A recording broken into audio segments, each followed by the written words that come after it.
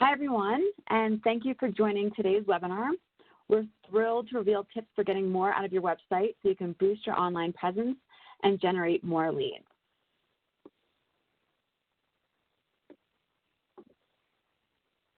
All right, so go ahead and dive in here. So what's the first thing that we do when we want to learn more about anything? A company, a product, a person? We search online. And we don't just search, we Google. In fact, collectively, we Google more than 3.5 billion times a day, which is more than 40,000 Googles per second. We live in a digital world where information is at our fingertips. So it makes it really easy for us to find answers on our own whenever we want, and that's really exactly how we like it. We expect to be able to find information on our own, and this change in how we find information changes the landscape for businesses as they look to generate leads. A digital marketing strategy and implementing digital tactics becomes increasingly important. If someone wants to search for a financial advisor near me, would you show up in that top tier of those Google results? As a financial advisor, you need to be thinking about how you can get in front of prospects where they are online. And the majority of searchers haven't made their mind up about a brand before starting their search, and almost 3/4 of customers who did a local search actually visited a store within 5 miles, which makes your website one of your most powerful and valuable prospecting tools. So with an optimized digital presence, you're going to be able to be visible to those potential prospects who are searching for financial advisors or services near them. You're going to be able to engage those prospects with tools that allow them to learn more on their own as they seek. And you can capture their information to further the conversation and build a relationship that ultimately leads to them becoming a client. So how do you optimize your website and digital presence? Well, today we're going to show you. I'm Valerie Rivera, the Product Marketing Manager at eMoney Advisor, where I focus on the marketing efforts that support the growth of our suite of business development tools. And I'm joined by TJ Hill. Hey everyone, TJ Hill. I'm on the demand generation team here at eMoney, where my focus is on optimizing eMoney's website, blog, and landing pages for SEO to ultimately drive qualified leads from search engines like Google and Bing to our sales team. Thanks, TJ. So in today's session, we're excited to share our marketing expertise with you. We're going to start with a brief introduction to SEO. Then we'll move into some tips for optimizing your website to increase visibility within those search engine rankings. And then we're going to close with tools that can help you engage your website visitors once they land on your website so you can capture their information and nurture the relationship. We're also going to have time at the end for Q&A, so feel free to enter any questions you have within the Q&A chat box. And with that, I'll hand it over to TJ for the 101 on SEO. Thanks, Val. So what is SEO? Search engine optimization, better known as SEO, is the practice of optimizing websites to make them reach a higher position in Google search results. You'll also hear it referred to as natural or organic search.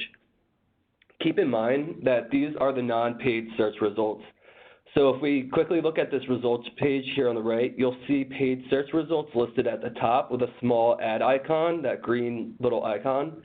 And then the organic listings are all the search results below those paid ones. So why is organic search so important if they're listed below the paid results? Well, Nielsen did a study recently where they looked at 1.4 billion search queries, and out of those search queries, 94% of the clicks went to the organic results. So despite the paid listings being located above those organic results, only about 6% of those searching are actually clicking on them. And I think this is a testament to all of our experiences, right? If you think about your own Google searches, you most likely have a better experience when clicking on the organic links rather than the paid ad links that can typically be pretty irrelevant to what you're looking for. And actually, one recent example comes to mind for me is over this past weekend, I was in Target looking for window blinds, some real exciting stuff, and I couldn't find them anywhere. So in true millennial fashion, instead of asking an employee for help, I just Googled Target window blinds to make sure they had them in stock. And the search results appeared were for websites like IKEA.com and Blinds.com, which were all coming up before Target. So actually pretty irrelevant to what I was searching for, which is why in any search I usually scroll down straight to the organic results, which typically provide more accurate information in response to my search. Again, why organic listings are ultimately so important. And a term you'll frequently hear in regards to SEO is SERP.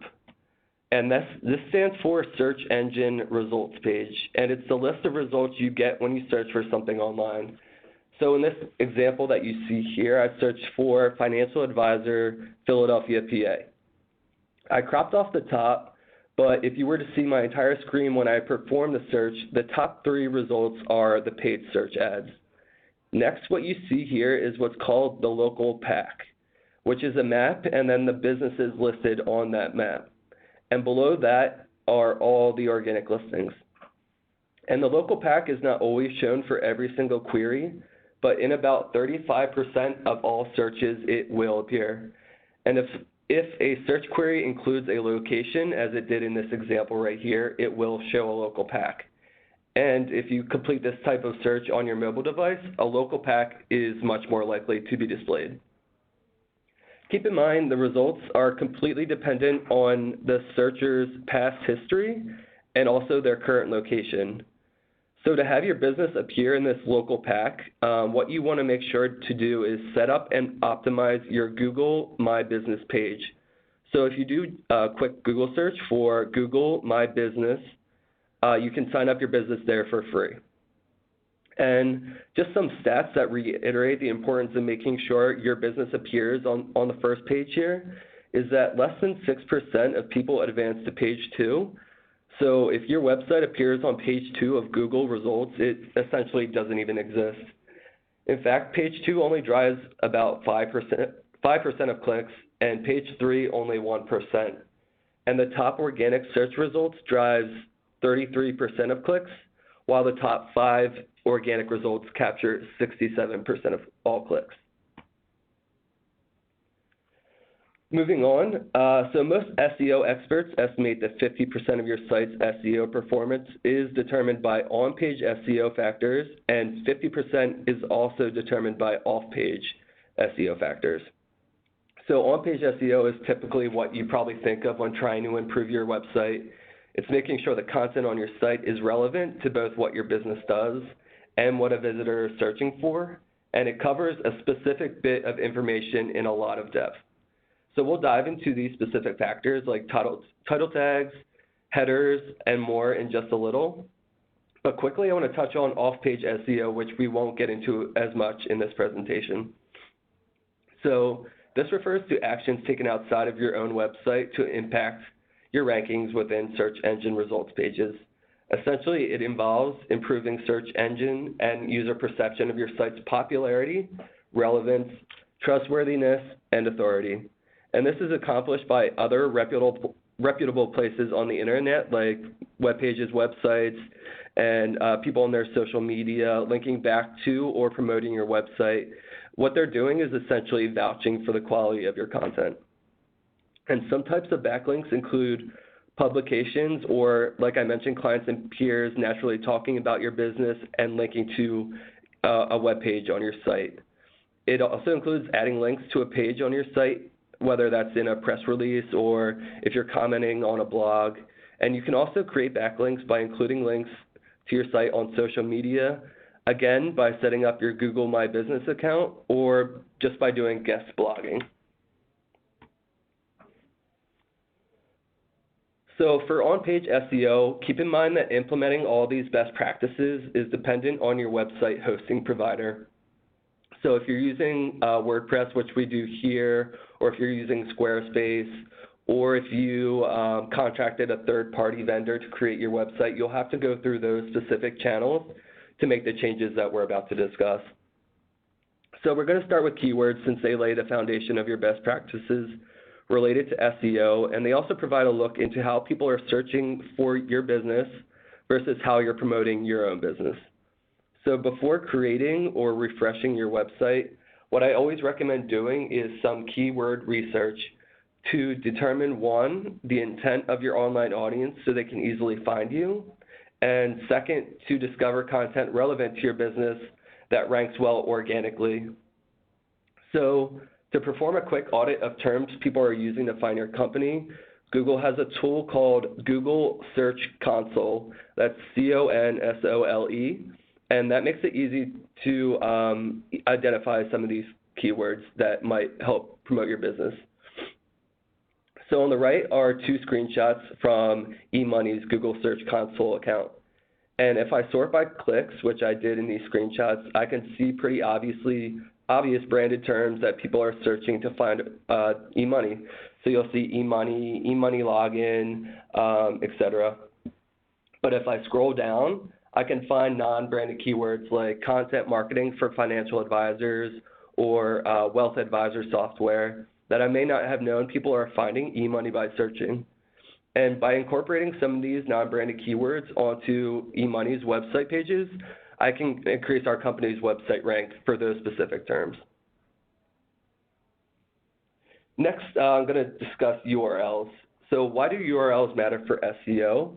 And there's actually three main benefits. So the first is an improved user experience. So a short, well-crafted URL helps both visitors and search engines to easily understand what your page is all about. Second is rankings. So keyword usage in a URL impacts your ranking in search engines. And finally, well-written URLs can serve as their own anchor text when copied and pasted into places like Facebook or on a blog. As you can see in the examples displayed, you would most likely stay clear of the more ambiguous links, which you see toward the bottom. And I think that kicks most of our cybersecurity spidey senses into high gear. You want to avoid clicking those types of links. And so when it comes to best practices, what you want to do is match your URL to your page titles. Try using hyphens to separate words, and try to also keep them under 60 characters if possible.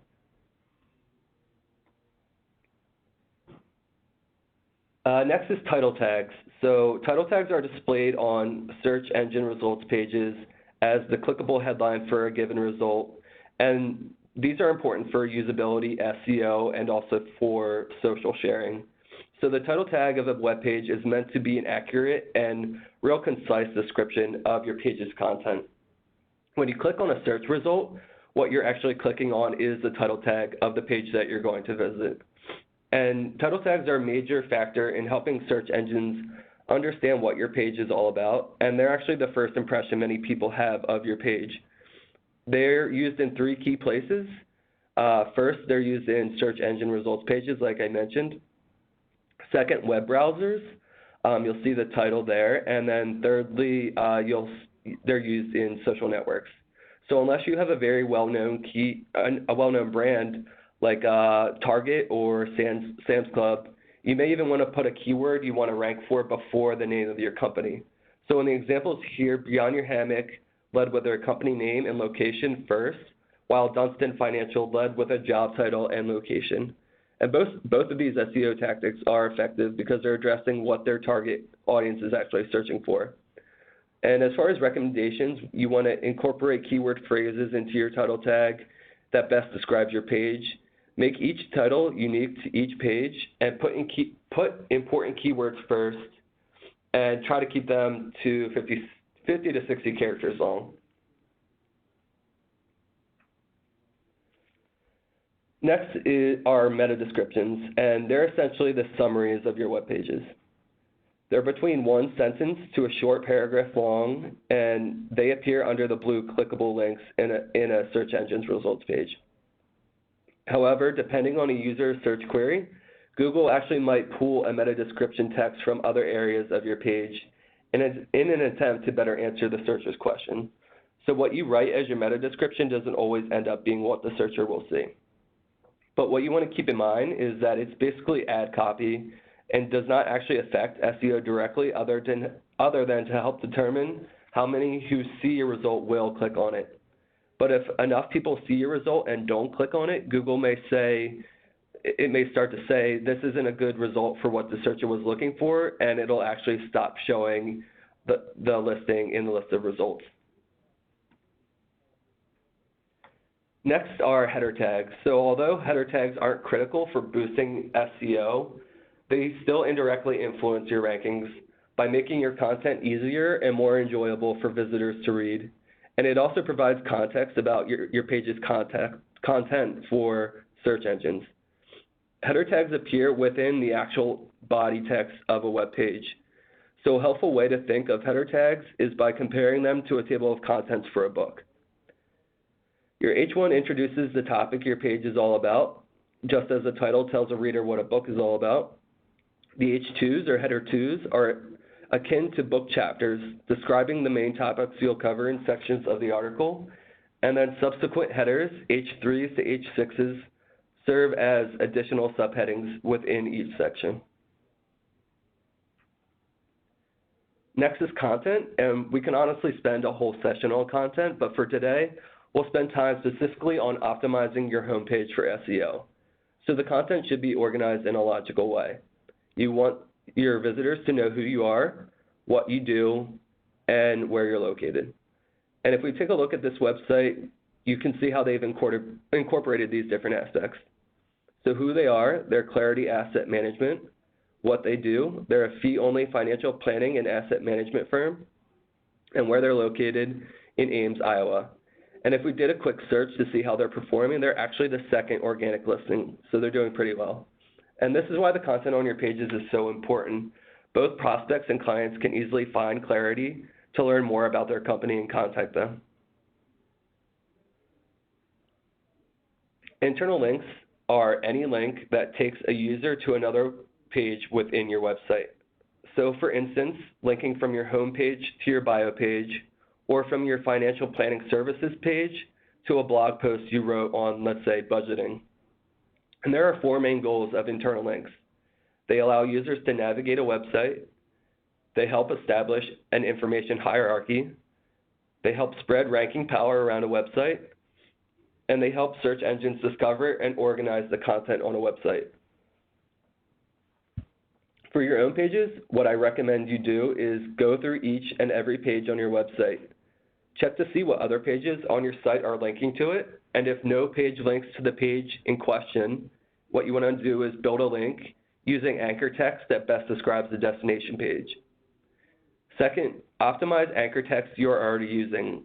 So for instance, if you are linking from your home page to your bio page, instead of learn more as the anchor text that you're linking, you could change it to meet John Smith, CFP. Third, every time you create a new piece of content, you want to create links from that page to old pages on your site, and vice versa by linking to new content from your old pages. And lastly, there is a such thing as having too many links in your text. So there's no hard or fast rule, but try not to have more than 10 links per page. And next here is mobile friendly and security. And making sure your site is mobile friendly is pretty essential. 60% of all searches are now done on a mobile device, with some sectors reaching 72% in 2018. So making sure your site is mobile friendly is not an option, it's pretty much essential. To check if your site is mobile friendly right now, you can Google mobile friendly test, add your URL in the text box, and you'll get a quick analysis in a matter of minutes. As far as security goes, one of the latest versions of Google Chrome browser introduced a new not secure warning in the address bar that appears anytime you visit an insecure web page. The warning refers to the lack of security for the connection to that page and is basically alerting you that information sent and received with that page is unprotected and it could potentially be stolen, read, or modified by hackers. So to ensure your visitors can browse your website safely and securely, what you'll need to enable is an SSL certificate. Enabling your SSL certificate, again, depends on the domain your website is hosted on, although many offer free SSL certificates. But if your website provider requires that you purchase one, they're usually pretty cheap. I've seen them start as low as $4.95.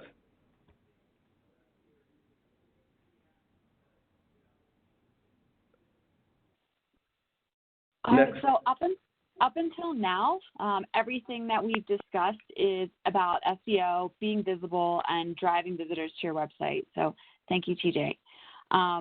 Once they get to your website, it's really up to you to make a great first impression and connect with your visitors. They landed on your website for a reason. They have some level of interest, and you need to engage with them so that you can capture their information and further the relationship. To do this, you need to make it about your audience. What's in it for them? Content needs to be clear and concise, and they need to quickly understand what the benefit is for them. And you must include a clear call to action, a CTA. Probably heard this term before. The CTA is really what guides visitors to take the next step. And this example website has a really powerful CTA. It asks the visitor to ask them a compelling question that is relevant to the point, and again, it's all about them. This particular CTA drives to lead capture, which enables the visitor to see how they're tracking towards their retirement savings on their own, while providing you, the advisor, with valuable information to proactively reach out and nurture the relationship. So lead capture is just one of the business development tools available through the eMoney platform. It's available broadly to all eMoney users at no additional cost. So if there are any eMoney users joining us today, you should be incorporating this into your strategy because it's already a part of your eMoney subscription. So let's take a look at lead capture. So to access lead capture and get it set up, you would just select the settings in the upper right corner of the advisor dashboard. And here you're going to be able to personalize the content on the landing page. You can use the copy that we've provided, but I highly recommend taking a moment to think about your target audience and tailoring that headline and body copy with a message that's going to resonate with this audience. And this is really going to help you with conversion. You can also access your custom URL that can be added to your website. The link can be added to more than just your website like we just saw. You can also add it to your digital tactics such as emails or social media posts. So once prospects click the link, they're going to arrive at your customized landing page. And here they're going to enter some basic information to get started. They're just going to start with their age and their current income. And next, they're going to select their goal. They can select either a retirement goal or a savings goal, such as funding for a child's education, a wedding, or a vacation home. For our discussion today, we're going to take a look at a retirement goal. So here, they're going to be able to add some additional information regarding their goal, and they're going to be able to see if they're on track. So they can adjust, what percentage of their income they want in retirement, how much they have saved, how much per month they are saving. And then we're going to, they can see how that's going to impact their goal. And then we're also going to provide some ways that they can improve their goal. So they really have this in their hands to see how they're tracking.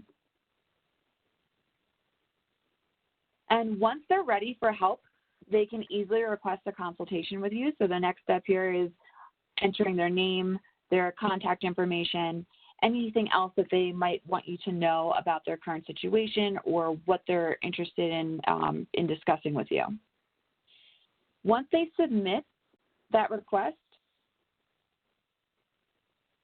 you'll actually get a notification, an alert through your eMoney dashboard that lets you know you have a new lead. The alert can be configured to send you an email as well as anybody else in your office if you'd like others to help with the lead generation process. And the prospect is also automatically added to your client list. And they're going to be designated as a lead so you can easily filter them out. And all of the information that they've provided is again, automatically added to their facts.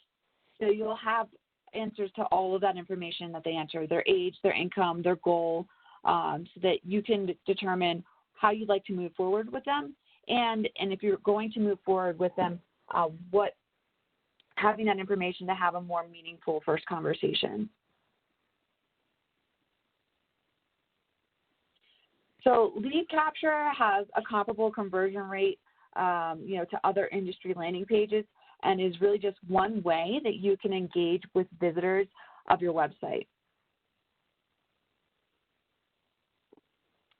So we hope you found today's session helpful and can begin implementing the tips that we've discussed to attract those potential prospects by being visible within their search, engaging with those leads with self-guided learning tools like lead capture, and capturing their information and nurturing the relationship.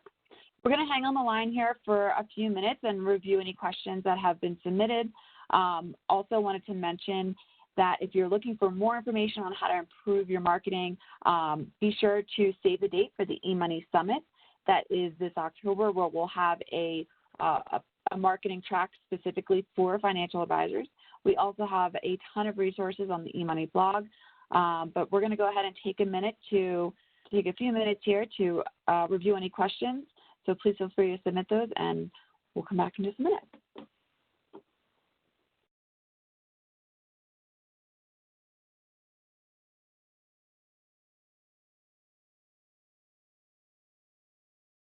Answer a couple of the questions so far. One of the questions was, how do we implement these SEO tips?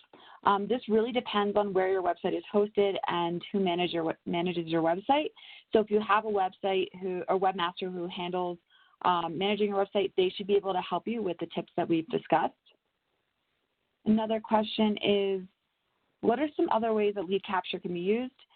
So there are a couple other ways that we see lead capture commonly being used other than the CTA on your website. Some advisors will share lead capture, that link with 401k participants as a way to open conversations about financial planning. So they might do a seminar and mention that they have this, this tool that the participants can take a look at, and they'll follow up with those participants following the seminar and send them the link. Advisors will also provide the lead capture link to current clients and ask them to pass it along to their children or any family members so that they can engage that extended family and begin the financial planning questions with conversations with them as well. Let's see.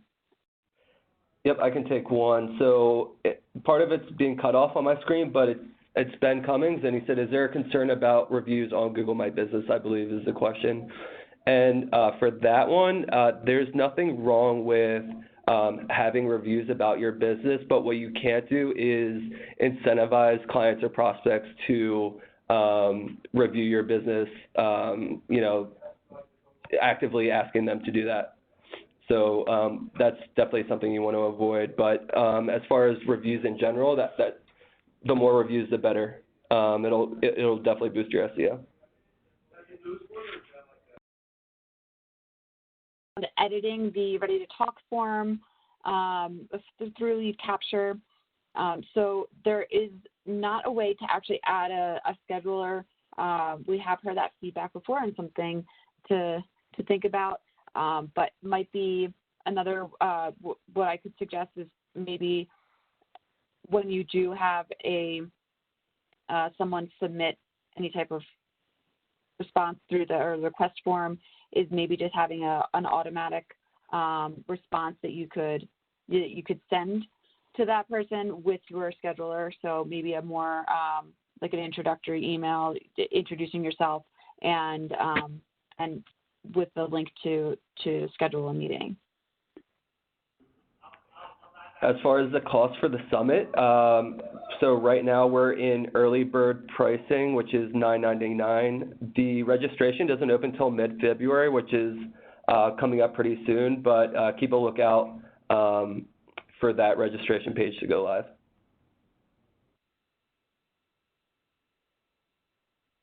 All right, and then another question here about lead capture with LinkedIn. So lead capture, you can certainly use the lead capture link with LinkedIn. You can use it as part of any type of email campaign. You can add it to those a social post on LinkedIn or Twitter or Facebook. You can add it there as well.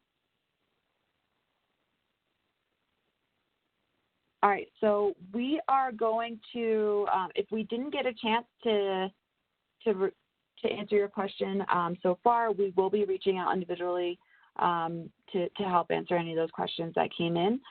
We will also be providing the recording, the slides. I know that was a question here, so look for that in the follow-up. So again, thank you everybody for attending, and we hope you found today's session helpful. Thanks, everyone. Thank you.